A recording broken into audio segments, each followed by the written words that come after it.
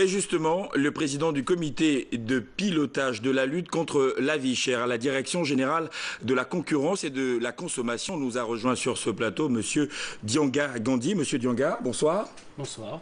Merci d'avoir répondu favorablement à notre invitation. Au-delà du thème retenu au plan national, qu'est-ce qui est fait concrètement par le comité de pilotage pour alléger, soulager le panier de la ménagère? Vous comprenez, je vous remercie beaucoup. Vous comprenez bien qu'effectivement, nous sommes très sensibles par rapport au reportage qui est fait. Nous savons que les Gabonais ne sont pas satisfaits, que les consommateurs gabonais ne sont pas satisfaits.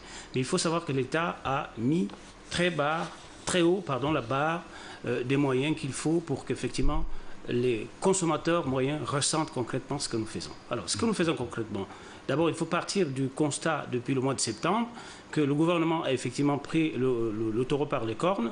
Nous avons mis en place un dispositif qui a mis en branle 3 grandes administrations du ministère de l'économie, à savoir le ministère de douane, la direction générale de douane, la direction générale des impôts et la direction générale de la concurrence et de la consommation, pour d'une part vérifier les stocks des entreprises, puisque vous savez que notre pays est tributaire des importations. Deuxièmement, sensibiliser les opérateurs économiques. Et puis, vous savez que tout ce dispositif tourne autour d'un principe simple pour que les mesures soient effectivement sérieuses et qu'elles aboutissent à un succès palpable. Il faut qu'il y ait un travail consensuel qui est fait entre, d'une part, les opérateurs économiques, d'autre part, les administrations et les consommateurs, bien sûr, qui sont les premiers concernés. Donc, concrètement, ce qui est fait quotidiennement, c'est la surveillance du marché, c'est la sensibilisation des consommateurs, mais c'est surtout un travail de fond qui est fait par la commission tripartite qui, pour une fois au Gabon, réunit en son sein les opérateurs économiques qui sont, vous savez bien, des grands distributeurs des prix sur le marché, les consommateurs et bien sûr les techniciens des administrations que je venais de citer, dont bien sûr la Direction générale de la concurrence et de la consommation. Mais on a l'impression justement qu'il y a comme un paradoxe qui se dégage. On a vu le Premier ministre Raymond Dangoussima sur le terrain, on a vu le chef de l'État Ali Bongo Ondimba lui-même dans certains espaces commerciaux au niveau de Libreville. Ça veut dire que ça ne suit pas en réalité. C'est bien évidemment parce qu'il y a un grand intérêt sur les questions de lutte contre la vie chère que les plus hautes autorités se sont intéressées au plus haut point sur ces questions. Effectivement, nous savons qu'il y a un travail à faire, qui est un travail de long terme qu'il faut effectivement mener avec grande technicité. C'est bien pour cela que le dispositif qui a été mis en place, que les reportages que vous avez ici, je ne présume pas de ce qui va se passer dans quelques semaines, mais avec la nouvelle vague de dispositifs qu'on va mettre en place, qui va consister pour l'essentiel à élargir la gamme de produits pour lesquels les prix vont être bas, avec le seuil des prix qui vont effectivement s'en faire ressentir par les consommateurs, je parie que les populations ressentiront mieux. Et puis, il n'y a pas que ça. Si vous voulez bien que j'insiste un tout petit peu là-dessus. Encore un élément innovant, c'est que nous avons mis le point sur la communication. Il est évident que la mise en place du 80-85, qui est le numéro vert que la Direction générale de la concurrence et de la consommation a mis en place, qui permet aux consommateurs et aux opérateurs et à toute la population gabonaise qui constate des dérapages par rapport à la liste qui va être mise en place, qui a commencé d'ailleurs à être mise en place par certains opérateurs, nous pensons que nous avons la possibilité de savoir concrètement sur le marché quelle est l'application des mesures gouvernementales qui est faite par les opérateurs économiques. D'accord. Dernière question, qu'est-ce qui est prévu dans le cadre des manifestations demain? Alors, dans le cadre des manifestations demain, encore une fois, nous allons travailler dans la même logique, à savoir que cette journée mondiale des consommateurs concerne à la fois l'administration, bien sûr, qui est concernée, la Direction générale de la concurrence et de la consommation, qui organise cette manifestation, les consommateurs et bien évidemment les entreprises qui sont les premiers concernés. Alors, le programme se décline, comme d'habitude, en trois phases. L'accueil des manifestants à partir de 8 h, avec le discours de M. le ministre à partir de 9 h 30. Et ensuite, nous avons toute la phase des exposés qui vont être faits par les spécialistes. Et nous avons, dans le cadre de l'organisation, insisté sur le fait que tous les débats qui vont avoir lieu devront effectivement concerner à la fois les techniciens du département, les consommateurs et les représentants des professionnels qui sont les premiers concernés. Donc c'est un grand forum de discussion et nous convions la population gabonaise, nous convions tous les étudiants, nous convions toutes les couches sociales de venir. C'est le moment d'échanger, c'est le moment de voir si réellement le gouvernement, c'est que les mesures qui sont faites par le gouvernement dans le cadre de la lutte contre la vie chère, ce sont des mesures qui sont pertinentes et nous allons effectivement être ouverts. Il y aura des stands d'exposition des différentes structures de l'éducation générale de la concurrence et de la consommation. En tous les cas, c'est une grande manifestation. Nous souhaitons que la population de Libreville vienne de manière massive assister à cette journée qui aura lieu à l'immeuble Arambo dès demain à partir de 8 h jusqu'en fin de journée. Monsieur Dianga, merci d'être passé sur le plateau de Gabon Télévision. Monsieur Dianga, le président du comité de pilotage de lutte contre la vie chère à la Direction générale de la concurrence et de la consommation. La suite de cette édition d'information, la crise à l'université Omar Bongo. Les étudiants viennent de faire une déclaration dont le point d'orgue est l'appel à l'ordre et à la retenue et surtout au respect des biens et des personnes. Nous les écoutons. Mardi 12 mars 2013, entre le ministre de l'Enseignement supérieur et les étudiants, l'ordre du jour portait sur les manifestations du lundi 11 mars 2013. Après la présentation des faits par le recteur de l'université, les étudiants ont énuméré les problèmes suivants. Le non-paiement du fonds spécial depuis le mois d'octobre 2012. Le non-paiement de la bourse aux étudiants des niveaux Master 1 et Master 2, et aussi pour certains de licence 2 et licence 3. Les cas des étudiants retardataires, y compris les 146 étudiants qui ont déposé leur dossier le 30 avril. La non-application du décret 404 du 26 septembre 2012, section 3.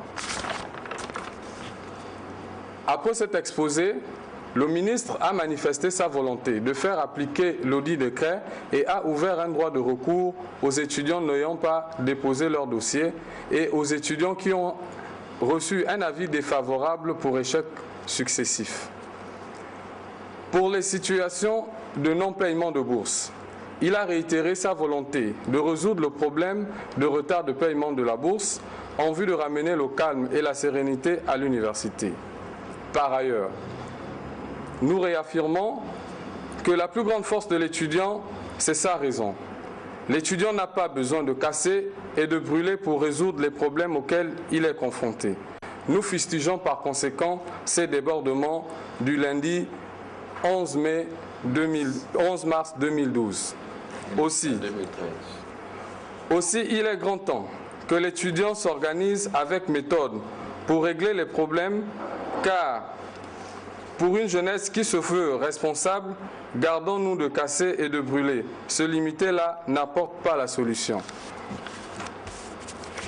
Un leader est celui qui pose les problèmes et apporte les solutions. Sachez-le. Le président de la République, Ali Bongo Ondimba, a manifesté sa volonté de donner la bourse à tous ceux qui sont en situation de réussite. Nous appelons les étudiants à une grande concertation, car c'est ensemble que nous pourrons, de manière responsable, organiser et gérer nos situations et nos difficultés. À titre d'information, nous avons entrepris une campagne de sensibilisation depuis ce mercredi 13 mars 2013 à l'université Omar Bongo pour demander aux étudiants concernés par les retards de dépôt de dossiers de bourse à l'expiration du délai du 30 avril 2012 dernier, de bien vouloir se manifester, de même que les étudiants en situation de réussite qui ont reçu un avis défavorable à l'Agence nationale des bourses du Gabon, de formuler un recours adressé au ministre chargé de l'éducation, de l'enseignement supérieur. Cette campagne reprend dès demain matin pour s'achever à 14 h précises. Voilà, un discours de plus, une interpellation qui nécessite l'attention des plus hautes autorités de la République. Voici le regard de Ludwin Cavou de notre rédaction. quelques jours, l'université Omar Bongo de Libreville est à nouveau en crise. Les mêmes causes produisant les mêmes effets, année après année, les revendications des étudiants reviennent de façon récurrente. Cette fois encore, c'est le retard dans le paiement des bourses qui a été le détonateur de cette énième montée de tension. Que doit-on faire pour mettre fin à ce cycle désastreux qui sonne comme un film désespérément ennuyeux? En accédant à la tête du pays en 2009, le chef de l'État Ali Bongo Ondimba a clairement affiché sa volonté de faire du Gabon une destination de choix en matière d'offres d'enseignement. Aujourd'hui, face aux atermoiements observés, on peut se demander si tous les acteurs du secteur éducatif partagent réellement cette noble vision. En effet, comment comprendre les graves dysfonctionnements observés dans la gestion des bourses? Le travail d'assainissement entamé par l'Agence nationale des bourses du Gabon se trouve escamoté car en amont du processus, il semble que l'université ne joue pas le jeu. Pour preuve, l'Agence nationale des bourses du Gabon n'a eu de cesse de dénoncer les retards dans la transmission des résultats d'examen et la confusion volontairement entretenue sur les critères d'attribution des bourses. Mais peut-on légitimement se demander à qui profite la paralysie dans la première université du Gabon? Difficile de répondre certes, mais une chose est sûre, les étudiants ne doivent pas être définitivement les instruments des politiques mus par les intérêts inavoués. 12e édition des Journées de la Défense au Gabon. Cette fois, on parle des actions menées sur le terrain, curage de caniveaux, débroussaillage et vidange. Les forces de défense sont à pied d'œuvre, comme nous l'indique ici Médaringang et Tekler Mokuimovono. C'est une matinée plutôt mouvementée qu'ont connue les enseignants et les jeunes apprenants de l'école publique d'Awenge Cité dans le 4e arrondissement de la commune de Libreville. Pour cause, une équipe du génie militaire a investi les lieux, mission vidanger les fosses septiques de l'établissement. Une action qui s'inscrit dans le cadre des activités mises sur pied à l'occasion de la célébration de la 12e édition des Journées de la Défense. Nous sommes à Awenge, à l'école primaire d'Awenge, pour le curage des fosses septiques. Alors, c'est comme vous voyez, alors quand j'arrive, je vois un peu la distance de la fosse au véhicule. Et de cela, si c'est juste avec les 25 mètres que j'ai, à partir de là, je dis à mon équipe de mettre tous les tuyaux en place et l'opération commence. Exit l'odeur nauséabonde qui a envahi l'atmosphère. Ici, la joie des responsables de l'établissement était manifeste. On n'attendait que cela parce que toutes les 4 fosses de l'école publique d'Awenge étaient très pleines. Et puis l'odeur ressortait surtout pour les plus petits, c'était pas agréable à vivre. Si Génie militaire a décidé pour cette année que l'école publique d'Awenge était dans son champ, c'est une très bonne action. Outre la vidange, les forces de défense nationale ont diversifié leurs lieux d'intervention pour ce qui est de l'opération d'assainissement de l'environnement. Comme ici, à l'hôpital régional de Mélène, où un détachement du bataillon de reconnaissance et de combat, basé au PK12, s'est acharné sur ces cibles. Nous avons mobilisé la moitié de notre bataillon, sinon 3 escadrons, pour la situation du jeu. Nous venons déboucher les caniveaux, de désherber un peu aussi les arrières des bâtiments. Manifestement, pour cette 12e édition des Journées de la Défense, les forces de défense nationale ont entrepris de mettre du cœur à l'ouvrage. Indéniablement, les actions menées resteront gravées dans bien des mémoires. Au 2e jour des journées des manifestations, des journées de la défense, un culte interreligieux a eu lieu ce matin à la base aérienne 01 de Libreville. C'était en présence de Marie-Jo Moussavou et Chris Lamaïna.